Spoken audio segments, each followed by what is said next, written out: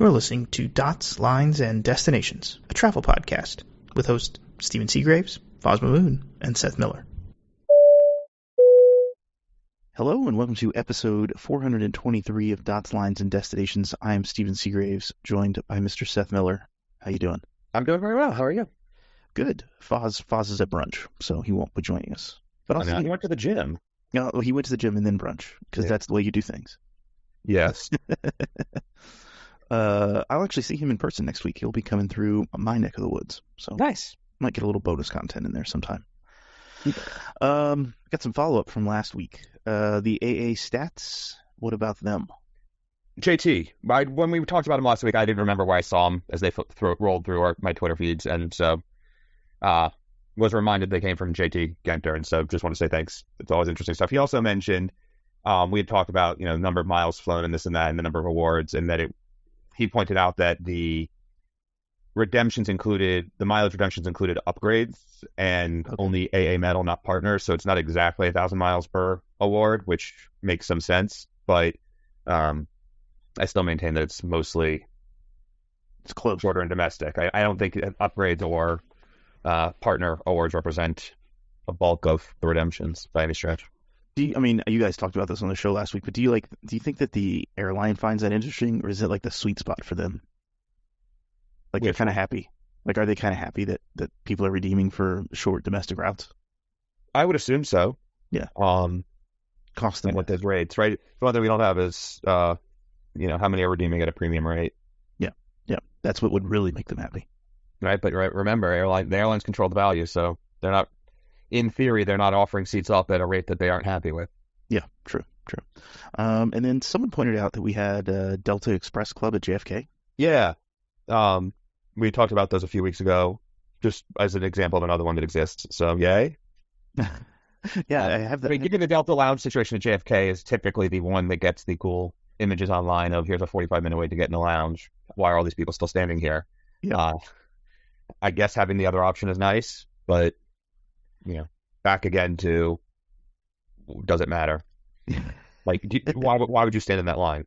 Yeah, no, that's great. I think that it's, I don't know, if I stood there for 45 minutes and I was ready to I just wanted something to eat. Yeah, the Express Lounge wouldn't be too bad. And it was Adventure Animal on Twitter. Oh yeah, sent that to us. So it's very different in person, by the way, from his pictures on the plane. Yes. So let's talk about some new topics. Lufthansa, new Allegris premium cabins, and Swiss is doing this as well.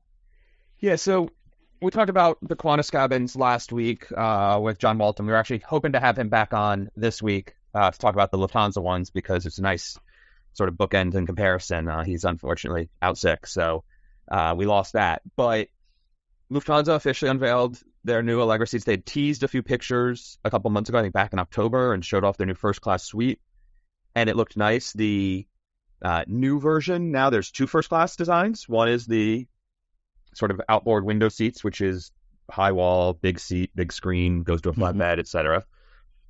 The center pair on board is actually a double seat. Oh, interesting. And unlike this one is like the first of many things that I find super interesting about their whole approach. Unlike, say, Singapore suites where you sort of put down the divider, or Q suites where you put down a divider and it can become a double seat. Mm-hmm. This is built as a double seat. Like, they recline separately, but there's no divider in between. There's a single entrance. So that's weird. How do you sell that? Is it only the two seats? Like, you can only buy the two seats? If someone buys one, if it's call it a 4-seat cabin, it's a 1-2-1 layout, but call it a 4-seat cabin. There's only one row.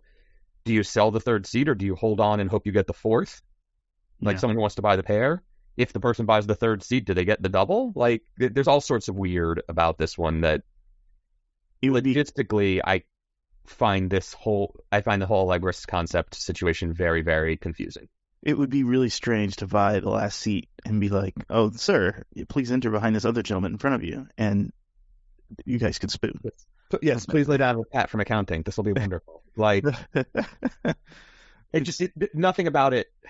Not nothing, but very little about it makes sense. Now, that said, presumably Lufthansa has some data that says first class is being sold more to leisure than business, right? That's why you would do this, which I can understand. You sell business to business, and leisure, the super premium wants the first class. Yes, for the limited number of seats they sell.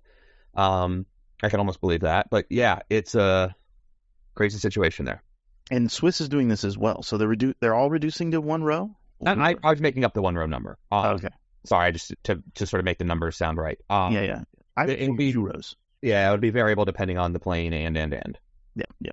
Yeah. Swiss is doing very similar seats. They put, Swiss design touches on them, but basically it's the same stuff. Yeah. Okay. I was going to say, on top of this, Lufthansa Group is adding A350 1000s, 10 of them. Oh, yeah, they've ordered a bunch more planes. I want to talk about business class too, though. Oh, okay. Let's go back. Sorry. I apologize. So the 2 first class suites, whatever, has some complications. Lufthansa in the press release marketed 7 different types of business class seats in the Allegris cabin. 7. And so the center pair at the front is at the bulkhead is going to have additional space, additional wider footwell, bigger TVs, etc. They've also described longer bed as an option. The extra privacy window seat, which is basically what we would typically just call a window seat. Yep. Extra privacy window seat with a bassinet. What are the others? Did I say extra long bed already? You did. Yeah. Yeah. It's just bizarre. There's the last row is a double in the middle that is supposed to be better for couples traveling, and they describe it as a dual reclining surface, but there's still a giant console in between. A throne seat, which is we've since the 2019 or something, right? This was the one that was supposed to launch on the 777X many years ago. Yep. They showed that giant sort of central throne seat that's designed for additional space for work and relaxation. It's just, and I got the list here. Extra work to the throne, window, bassinet, center pair. Oh, and then regular seats. Yeah. Regular seats is also one of the options. It's just bizarre. Weird bits. The throne seat alternates which side you enter from, which is good to keep aisle traffic down, I guess. But when you get on board and they say, "Oh, what are you in?" 4G, and 6G are gonna one goes to one aisle, and one goes to the other, and a flight attendant's gonna remember that. I don't know. So, are these all differentiated by price? Is that the goal? Well, that's hard to say. We don't know. I can imagine Lufthansa tries to sell some of them with, seat assignment upcharges. Yeah. The Lufthansa Group has plenty of experience doing that with the old Swiss business throne seats, for example. Yep. So, from an operations and sort of IT world perspective, they know how to do it. And maybe because of that experience, they'll be able to do it operationally, but that was sort of just one option. This is 7. And I can't imagine they charge extra for the bassinet. Let's give them some credit and assume they don't do that.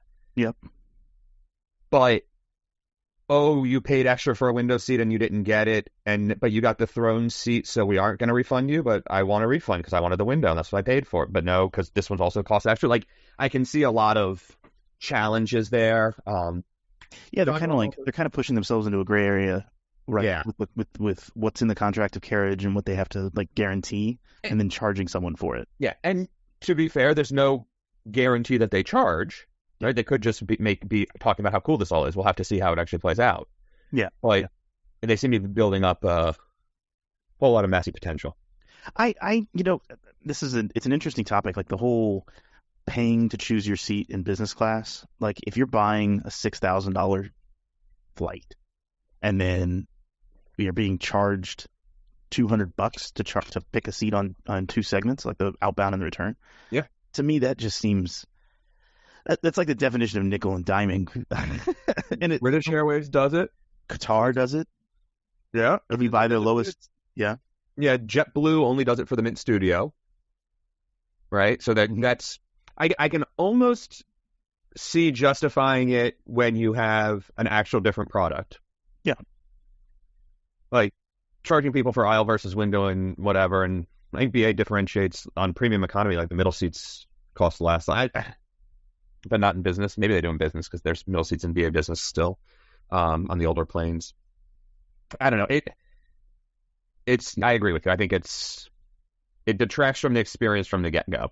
Yeah. I think is how I would describe it, right? Like you start off with, I'm having this premium experience, except I have to pay extra for little bits and. Yeah, and I think it comes down to like another trend that I've seen as well, like airlines hiding fare classes. So they define it, they have their own name for a certain bucket of fares. And so like Qatar has, because I've been looking at Qatar fares, they have like their business light or whatever. And that's the one where you have to pay to choose a seat and you don't get lounge access and yada, yada, yada. Well, they make that very clear when you're buying the ticket, but they don't tell you what fare class it actually is. And nowhere in the process do you see that. So you have to like go look it up. Like you have to go do a Google search. Like, what does this map to? And for most people, they're not going to go look it up. It doesn't matter to them. But if you're trying to maximize, min-max, your spend versus earnings or whatever, you playing the game. Right. They're intentionally trying to avoid you knowing. And I think it's more common too. I've seen it on Alaska now. I've seen it on Lufthansa hiding some of the stuff. And all of this mixed together, just it makes it for like it's part of the unbundling process, but it just makes it a less fun experience as a consumer. Like it's more headache than it is anything else. So I don't know. Anyway, let's move on. I could rant about this all day. So Lufthansa Group adding A350-1000s, 10 of them, and then they're getting 5 more -900s and then 7 787-9s. Yep. So this news came out also was sort of in the flow of news this week. They also had their annual meeting. There's a whole bunch going on. So that was finally approved. Deliveries from the middle of the decade. Okay. They are going to...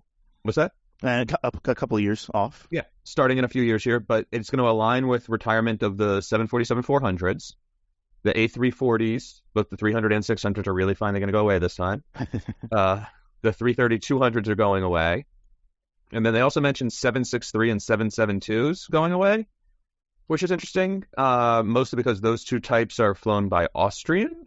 Okay. If I remember correctly. Yes, they are. Yeah. 744 is only on Lufty.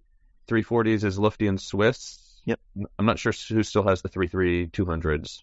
I think that's Lufthansa. I think Swiss is -300s. Yeah. So it's an interesting blend, but they did confirm that the 1000s will be used in the premium heavy configurations and will have a first class cabin on board. Okay. So that historically they've used the 748 for most of their premium stuff. Mm-hmm. It's a more premium configuration than the 380 for the sort of super jumbos. And it sounds like, I guess the 346 has F on it, so the 1000s replace that. I don't know. It'll be interesting to see which and how and where they go, but expect those to have first class cabins. Yeah, I mean, I guess I could see it. Well, for the 340s too, right, on Swiss, because those have F.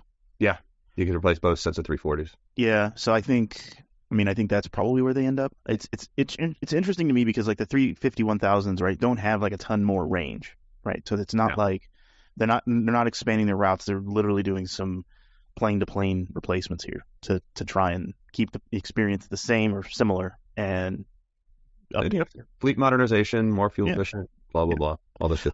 The 900s, that's what's interesting. I think the 787-9s all go to Austrian. That's my guess.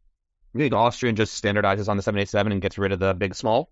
I think so. I mean, there's demand though. That's the only thing that's throwing me off is the 772s. There is demand for those planes every now and then. Yeah, they can fill them up on some of the bigger trunk routes. But yeah. So I don't know. It'll be fun to watch.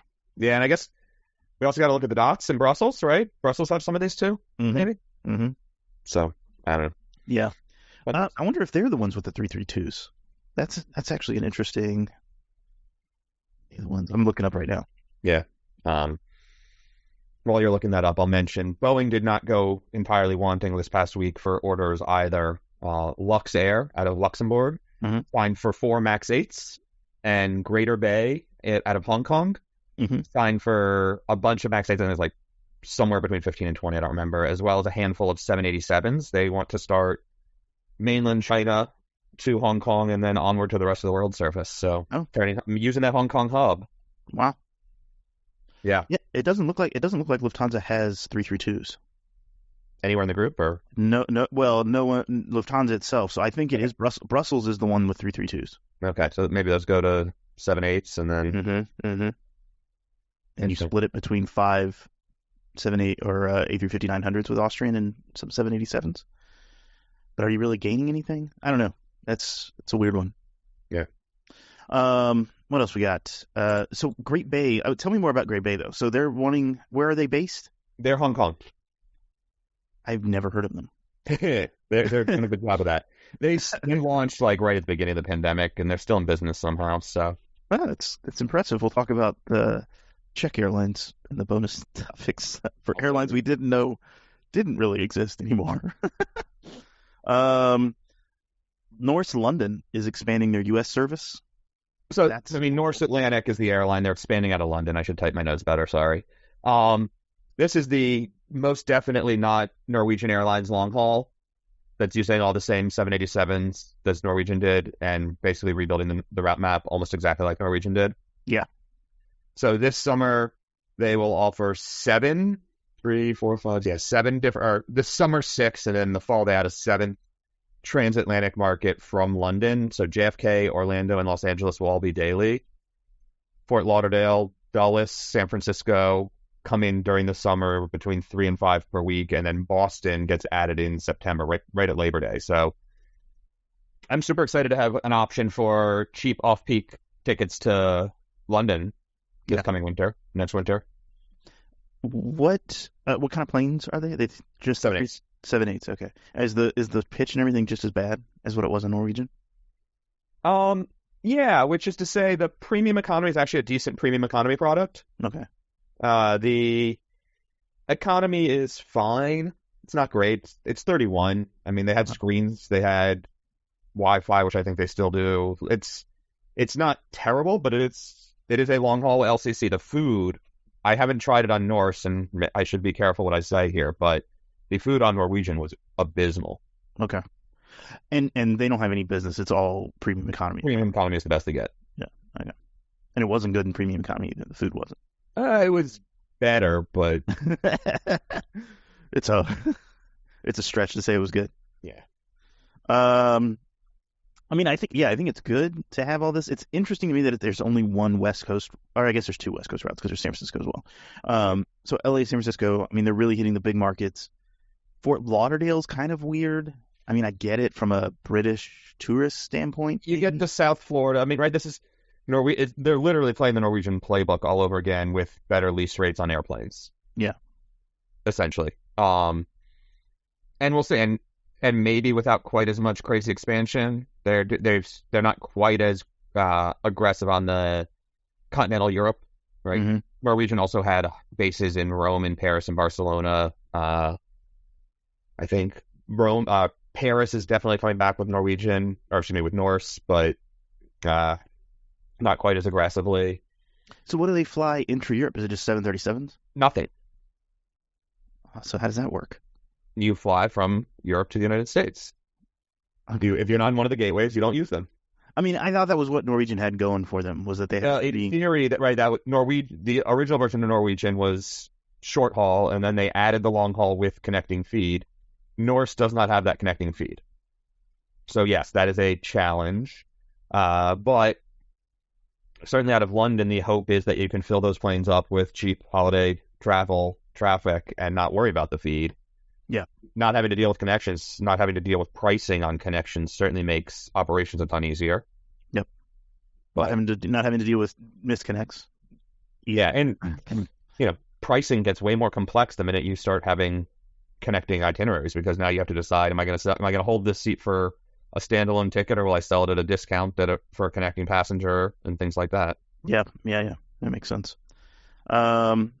Let's talk about Delta. Their pilots approved their contract, the negotiated contract, and now the flight attendants for AA are looking to go into mediation, and the AA pilots are boasting they won't accept the same as Delta. So, yeah, it's like 78% of Delta pilots voted in favor of the agreement, which is a solid turnout. Yep. Or solid, endorsement, I guess. I have talked to a few pilots and understand some of the reasons some voted no, but okay, fine. Yeah, the AA stuff is interesting, right? And AA is one of all of the other airlines basically have something going on right now. Yep. It feels like Southwest is also like working towards their pilots are routinely showing up at sort of corporate events and then walking out as management is speaking to demonstrate their dissatisfaction. There's a lot of different stuff going on in union world these days and contract world these days. So, but yeah, the AA flight attendants have now asked for mediation. They say they're moving in the right direction, but want a federal mediator to help complete the contract work. I think the AA pilots are nowhere close, but that whole we won't accept just the same. We want our contracts. Certainly, we deserve better. Is an interesting angle. Yeah. Like what exactly do you use? I don't know. Is it weird. Just dollars? Is it work life rules? Delta has a Me Too clause, so if American gets more money, then Delta gets more money. Yeah. Mm-hmm. So that adds sort of funky bits to it as well. Oh boy, this is going to be a long summer. Yes. Yeah, not looking forward to that. And then Porter is planning to build a new terminal across the river in Montreal. I can't remember who this was. Was this Henry that broke this news about Porter? I can't remember. I'm not sure. I mean, they put out a release about it too, so okay. It did come out. But Saint Hubert, I think, is the airport. It's basically a tiny general aviation, mostly operation. They call it on the south side of the river. It looks east to me, but sure. On the other side of the St. Lawrence, sort of in the middle of a residential, semi-residential, semi-industrial neighborhood. Mm-hmm. But it's got a long enough runway that when they bring their E195, E2s in, they can make transcon from there. So they'll do Vancouver to Montreal from there. They're planning 9 gates. They say much lower cost than going out of Trudeau, and also much faster to get through. Right? Fewer passengers, shorter security lines, less chaos, etc. And I mean, I never thought of Trudeau as being chaotic. I mean, I guess it can be, but it's mostly just annoying to get to. Well, so that's an interesting point, right? Like, it's a little annoying to get to, but at least there's the buses from downtown. Yeah. This other one, like, you cross the river, you're on a highway, and then you're back on like surface streets. Yeah, there's the REM or the like the regional rail, but it's nowhere. It's not, or there's an Oxy or Oxo or something. It's just not. Mm-hmm. It's not quite close enough. There's stations near there, but not there. Yeah. So no transit options. They're putting it arguably at the best location on the airport grounds for a commercial terminal, but still not connected necessarily.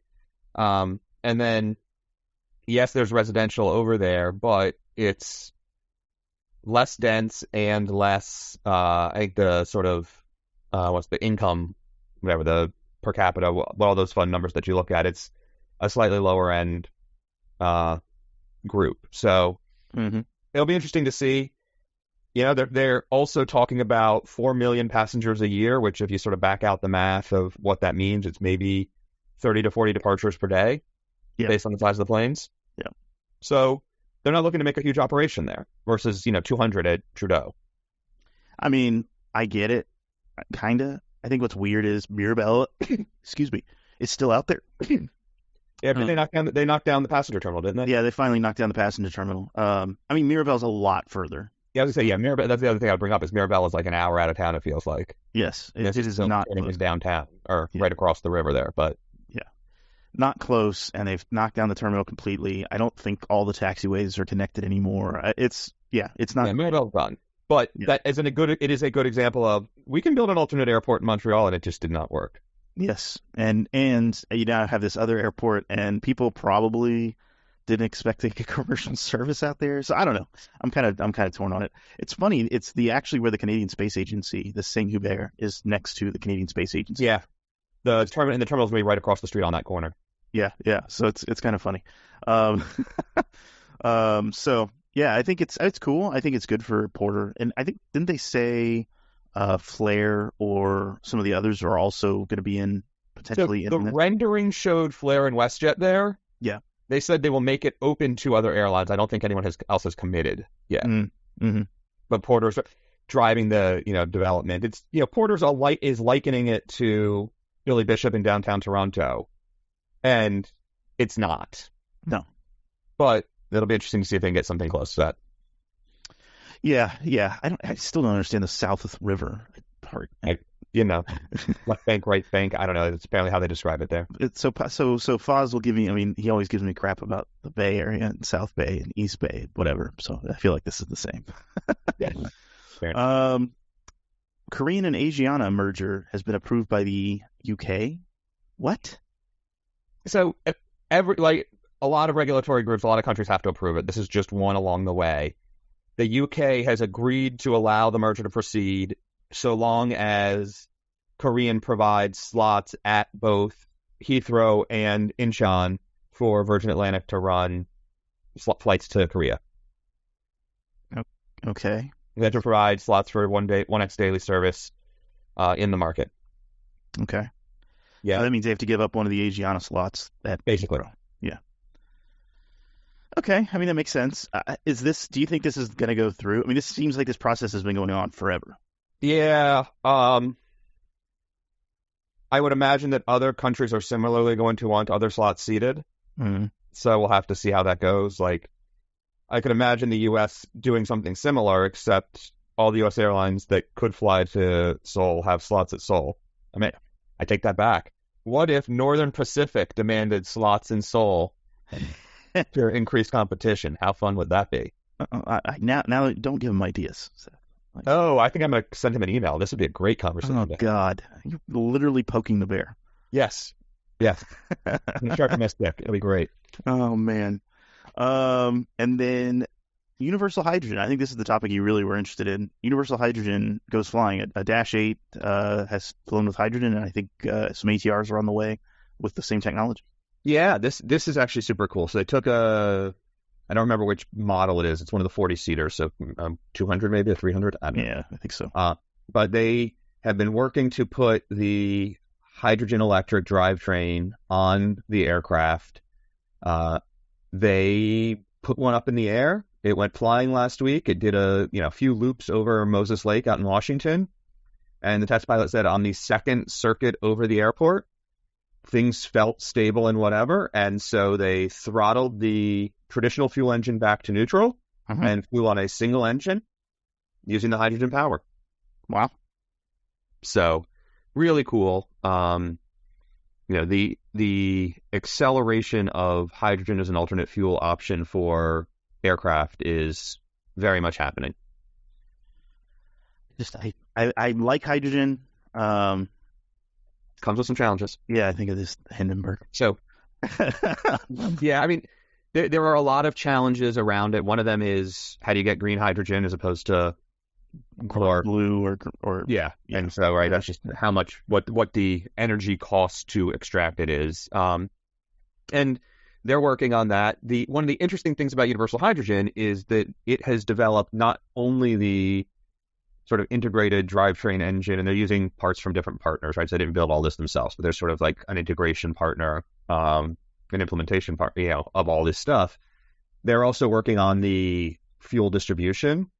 Yep. So they've come up with a way to basically package the hydrogen in what is essentially a cargo pallet or a cargo box. Oh, okay. Yeah. And so rather than fueling the plane by, filling the wings with kerosene, you pop one of these modules or two, however many is required, into a bay. It has the weight and the whatever, the balance, all that other fun stuff sorted out. And you basically pop one of these in, hook it up, connect the valves or whatever. And it's quick and easy. It is very much a turnkey operation. And Universal Hydrogen is handling most of the ground service requirements for filling these, rotating them out at Yeah.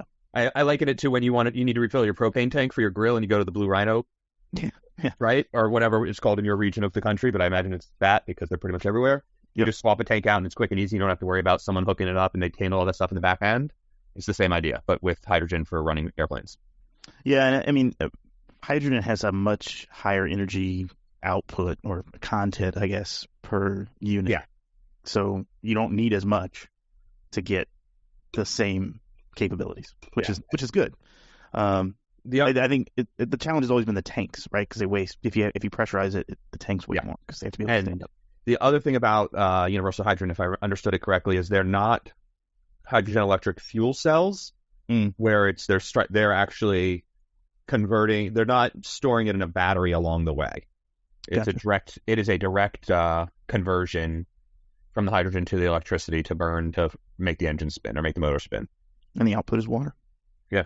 So this is very cool. I mean, we'll have to see when they get, when they get, they're on the path towards real certification. They obviously got to get it to both engines and get the right number of passengers on board. But I would be interested to see as they kind of go down this route, what kind of distances they're looking at. I mean, are they focused solely on kind of these propeller short haul type planes? I'm sure this could be used in a jet engine as well. I mean, those are turboprops, so it's theoretically the same. Yeah, I mean, mechanically, I think the same concepts hold. I think from a energy capacity and complexity and whatnot, they are focused on the props right now.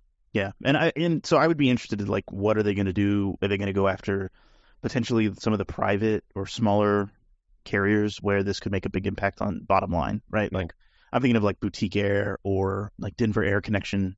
Some of these smaller carriers where they're not flying long haul hops, that maybe 1 hour, 2 hour flights. I think one of the challenges there is if the plane gets too small, it doesn't work because you need the scale to hold the hydrogen. I got you. Yep. But their goal is, and their first couple of customers, Connect Airways, which is the folks trying to start up service to Toronto, Billy Bishop on ATRs from the Northeast. Yep. Has a standing order for a bunch of these. They want to convert either ATRs or Dash 8. I think they had 300s lined up. Oh, okay. Yeah. The Q400, Alaska Airlines, before it retired as Q400s, announced a plan to sort of try to pursue this as well. So who knows what's happening there. But I think there's a sweet spot in the size of the aircraft to be able to hold the tank. Yeah.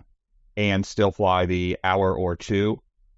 That makes a lot of sense. I mean, Air Canada, if I was with this marketing group, I would be going to Air Canada and talking to them because they're heavily using the Q4s on the West Coast, like in random places, like up in BC mostly, but kind of everywhere. So. I mean, WestJet's got a fleet out west too, don't they? Yep. Yeah, they do. Yeah. So they've kind of dwindled it. I wouldn't say dwindled it.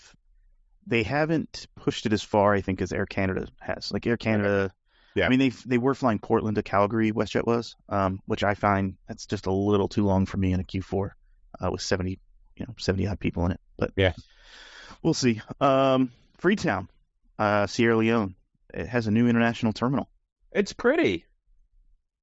Yeah. Okay. Are you going to be going to Sierra Leone anytime soon? I'm not. The main reason I mention this is that interesting, right? The government is investing in it. They put in some serious cash to, build this lovely, nice facility. What I really found interesting is in the press release, they mentioned the next step to establish or reestablish more international service is to build a sufficiently nice hotel. Because right now there's no hotel near the airport nice enough for international airlines to put crew. Well, I mean, if that's what's holding you back, yeah, that could be a problem. And I would assume that's not the only thing holding them back, but I'm trying to find it on a map. Where's this airport?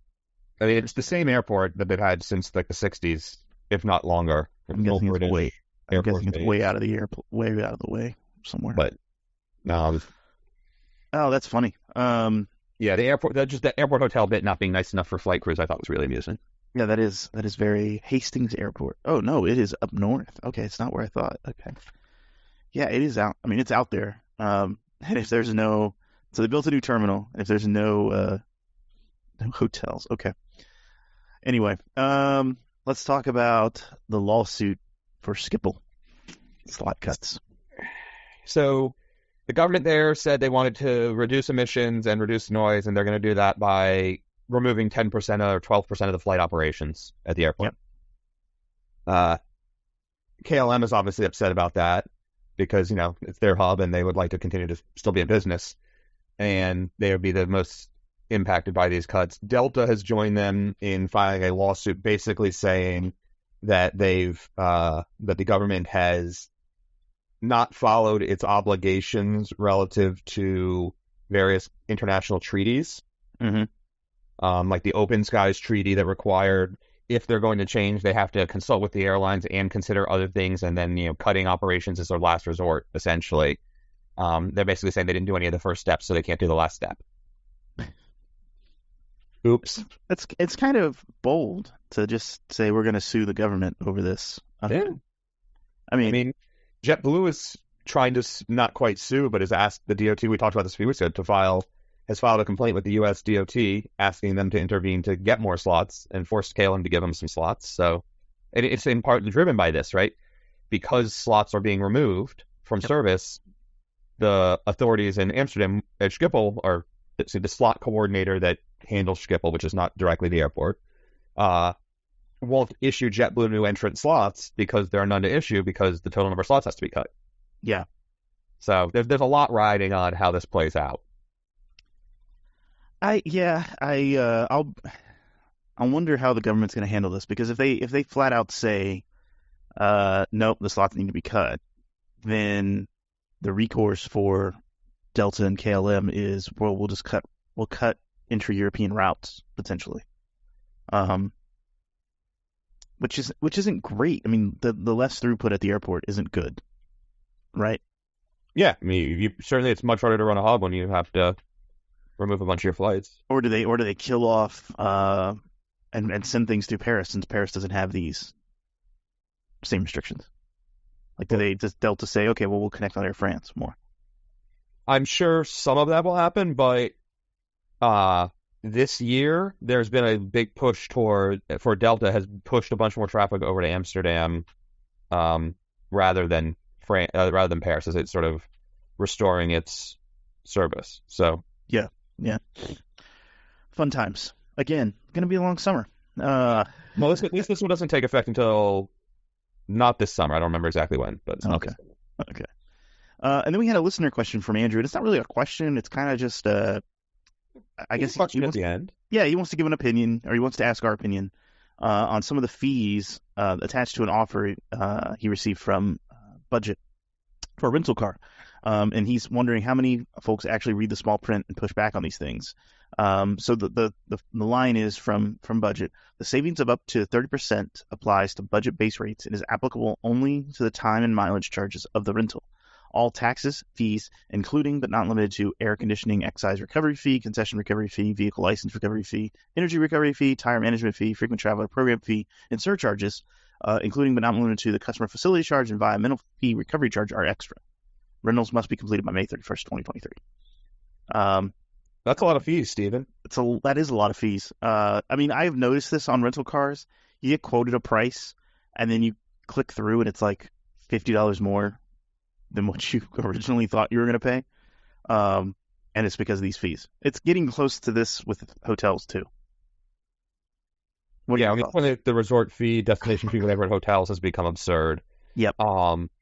This one, I mean, what I would say is this is normal for rental cars. Yeah. Sorry, Andrew. Doesn't make it any better, but when you see the sort of breakdown of all the fees and everything, and right, that my favorite is that most of the time the reason rental cars get hit with all these taxes and fees is that it's visitors.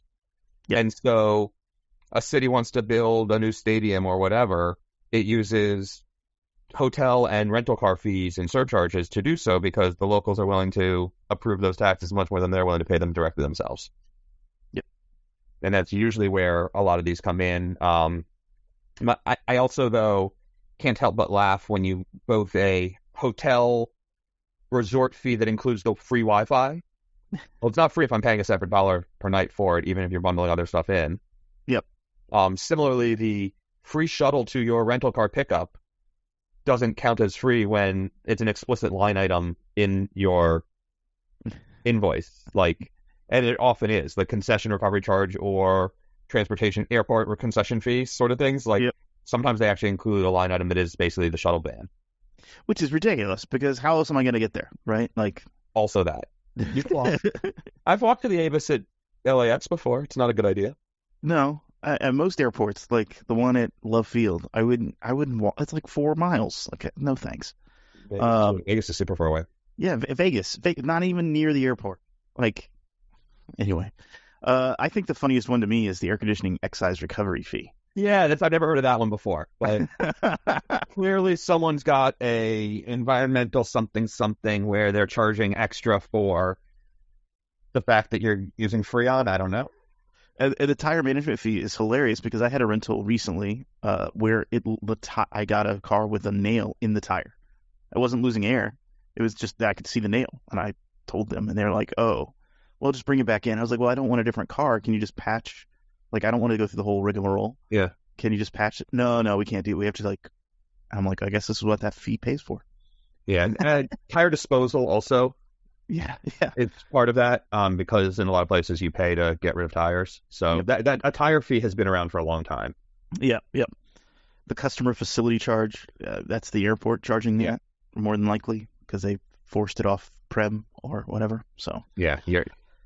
Anyway, I mean, isn't it funny? I mean, just like talk, since we're both like technology focused in technology focused industries, isn't it funny? Like a lot of this kind of lines up with how much it costs to like put a service in the cloud. Like the cost when you like do the actual cost breakdown, you're like, oh, I've got to have there's a server somewhere for the cloud. I got to pay for that. I got to pay a fee for that. And it's like, well, did I really make... You got your server facility fee, your bandwidth in and out facility fee, your storage fee, your backup fee. Yeah. It kind of lines up, right? Kind of lines up. Load balancing fee. We call that time management. Content delivery fee. Yeah. Air conditioning. Actually, that's one where air conditioning makes more sense. Solar panel management fee. Whatever. So, well, thanks, Andrew, for the question or the comment. I think it's great. One other thing I want to throw in here I forgot earlier. Came up Sunday morning on Twitter. United Airlines is now as of March as filed by ASMs, or available seat miles, is now the largest carrier in the world again. Oh, good for them. They have passed American Airlines in terms of ASMs. Well, I mean, American will just add a few more domestic flights. Ironically, that's why Americans' ASMs are not growing as quickly. Their recovery is mostly domestic, whereas United, and then even in that was for March. For April, Delta passes American as well, and for the whole of Q2, it goes United, Delta, American as currently filed, subject to change. Things will change. We know that. But if you look at flights longer than 3,000 miles, the long haul stuff. Yeah, United has way more flights than Delta and American. It's United's long haul recovery is coming back with a vengeance, and that's pushing them back into the top spot. Yeah, I mean, they're still pulling planes out of the desert, right? I think that someone said they pulled the 752 out again. Really? The desert. Yeah, I can't. I'll have to find it. So, I mean, United's doing a lot. I guess they're desperate. So, anyway, that's an interesting little nugget, I thought. It is. We're going to talk a little bit more about United and some greenwashing. Vistara, we're going to talk about them. We're going to talk about Bavarian Airlines, and CSA, Czech Airlines. So we'll talk about that in the bonus episode for our Patreon subscribers. For everybody else, thanks for listening. We appreciate you taking part in the show. Leave us a comment, tweet us. We do like to hear from you. So let us know what you want us to talk about. And thanks for listening. Happy travels. Take care.